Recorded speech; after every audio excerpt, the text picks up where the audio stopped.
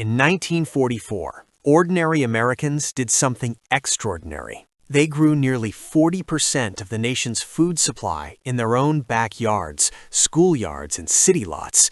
Think about that. Millions of families producing vegetables, fruit, and herbs while the world was at war. Fast forward to today, and we're more dependent on grocery chains than ever, even as prices climb higher each season. What changed? Why did a nation once so self-sufficient surrender its food security to supermarket shelves? And more importantly, what lessons from 1944 could transform the way we eat, survive, and thrive right now?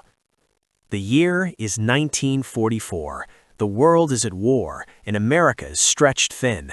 Families across the country wake each morning to ration books, empty shelves, and the gnawing uncertainty of whether tomorrow's meal will be enough. Sugar, meat, butter scarce, gasoline and rubber rationed. Even coffee, that daily comfort, was a luxury. Picture a small clapboard house in Ohio.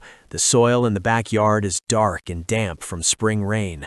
A mother kneels in the dirt, her hands stained as she presses bean seeds into the earth.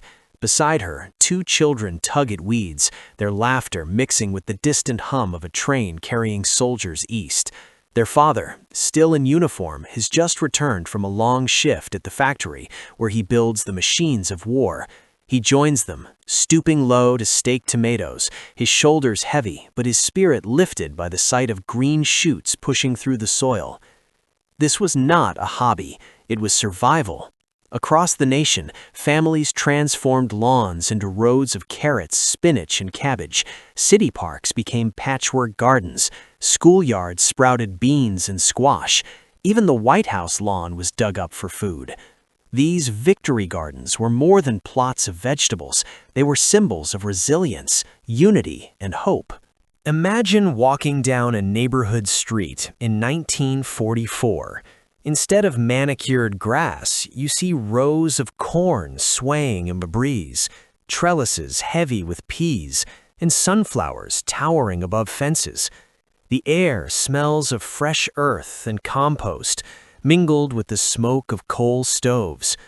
Neighbors trade seeds, share tools, and swap recipes for canning tomatoes or pickling cucumbers. Children learn to thin seedlings before they can even spell the word ration. The war effort demanded sacrifice, but it also awakened something deeply American: the belief that ordinary people could shoulder extraordinary burdens. By the end of 1944, victory gardens produced nearly 40% of the nation's vegetables. Think about that. Almost half of America's food supply grown not by corporations, but by families, neighbors, and communities working together. It wasn't glamorous. Gardens meant blisters, sweat, and long hours under the sun. They meant evenings spent boiling jars for preservation, hands aching from shelling peas, and mornings rising early to water before work. But they also meant pride.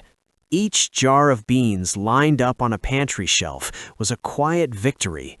Each basket of tomatoes carried into a kitchen was proof that self-sufficiency was possible. And in those moments, kneeling in the soil, trading seeds across fences, teaching children to plant rows straight, Americans discovered something profound. Food security wasn't just about calories, it was about dignity, independence, and the power to endure. Walk back into that Ohio backyard in 1944. The beans have sprouted, the tomato vines are climbing, and the family is beginning to see the rhythm of their garden unfold. But this wasn't random planting, it was a system, carefully thought out, passed down in pamphlets, radio broadcasts, and neighborly advice. The layout was simple but ingenious. Families divided their small plots into neat rectangles, each row chosen for maximum yield and minimum waste. Tall crops like corn and sunflowers stood at the edges, acting as natural fences and windbreaks. Shorter vegetables, lettuce, radishes, and carrots filled the center, quick to harvest and easy to replant. Vining plants like beans and peas climbed trellises, stretching vertical space when horizontal ground was scarce. Even narrow strips along fences or between sidewalks became productive. Nothing was wasted. Soil strategy was equally practical. Many yards were nothing but clay or sand, but families learned to enrich them with compost, kitchen scraps, grass clippings, and even ashes from the stove. Victory garden manuals urged people to feed the soil, not just the plant. And so, week by week, families layered organic matter, turning poor dirt into fertile ground. Children carried buckets of peelings to compost piles, mothers stirred them with sticks, and fathers shoveled the rich black humus back into the beds. Crop selection was deliberate. Families didn't just plant what they liked, they planted what would keep them alive. Beans for protein, potatoes for calories, leafy greens for vitamins, tomatoes, cucumbers, and squash for variety and preservation. The government even published charts showing which vegetables gave the most nutrition per square foot. Families followed them like gospel, knowing every inch of soil had to count. Pest control was a battle, but one fought without modern chemicals. Soap sprays, hand-picking beetles, and companion planting were common. Marigolds lined rows to deter insects. Chickens scratched between beds eating grubs. Children were sent out with jars to collect potato beetles, a chore that became a game. It wasn't perfect, but it kept crops alive long enough to harvest. Seasonal timing was the heartbeat of the garden. Families planted cool weather crops, peas, spinach, lettuce in early spring. By summer, beans, squash, and tomatoes filled the rows. Fall brought carrots, beets, and cabbages, hardy enough to withstand frost. And when winter loomed, families preserved everything they could, canning, pickling, drying, so that shelves stayed full even when the soil slept. This wasn't just gardening, it was choreography. Each season flowed into the next, each crop chosen for purpose, each row laid out with intention. Families weren't just growing food, they were building resilience, one seed at a time. And here's the remarkable part. This system worked. It turned ordinary backyards into engines of survival. It gave families control in a time of uncertainty, and it proved that with soil, seeds, and sweat, a nation could feed itself, even in the darkest of times. So what does this mean for you today? In 1944, families turned soil into security, and now, as grocery prices climb and shelves depend on fragile supply chains, the lesson feels urgent again. Store-bought food often travels thousands of miles, losing flavor and nutrition along the way. Inflation makes every trip to the supermarket a gamble, while quality seems to shrink as costs rise. But imagine stepping into your own yard, harvesting crisp lettuce or ripe tomatoes, knowing they came from your soil, your effort, your independence. That's the power Americans once embraced, and it's waiting for you now. Phase 1 begins with preparation. Imagine standing in your own yard, shovel in hand, turning soil that hasn't been touched in years. You clear the weeds, spread compost, and mark out neat rows. This is the foundation, feeding the soil so it can feed you. Phase 2 is planting. Seeds slip into the earth like promises. Lettuce for quick harvests, beans for strength, tomatoes for flavor. Each packet carries the same hope families held in 1944, that something small will grow into abundance. Phase 3 is protection. You watch over your garden like a guardian. Soap sprays chase away pests, marigolds bloom as natural shields, and maybe even a few chickens patrol the rows. Every leaf becomes a soldier in your fight for independence.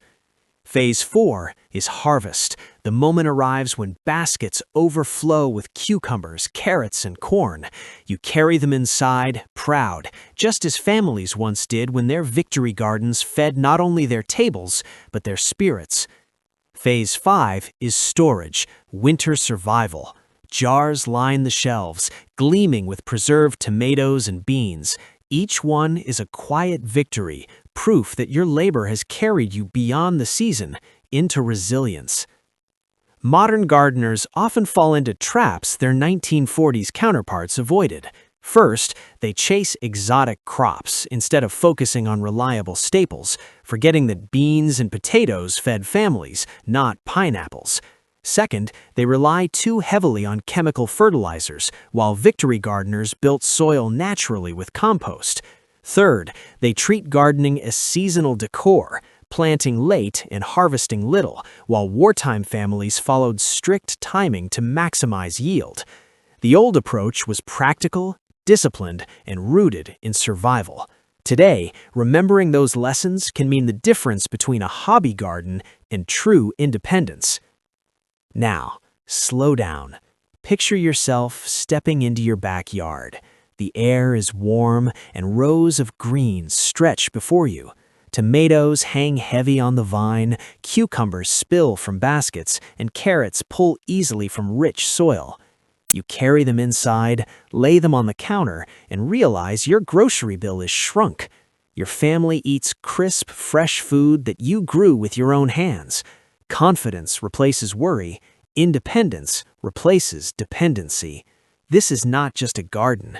It's your harvest, your security, your quiet victory. In 1944, Americans proved that ordinary people could feed a nation. They turned soil into strength, seeds into survival, and gardens into symbols of resilience.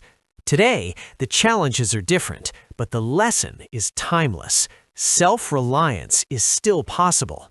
Each backyard holds the potential to reclaim independence, to push back against rising costs and fragile supply chains. The future of food security doesn't begin in supermarkets. It begins in the soil beneath your feet. If you believe self-reliance still matters, subscribe and let's grow stronger together.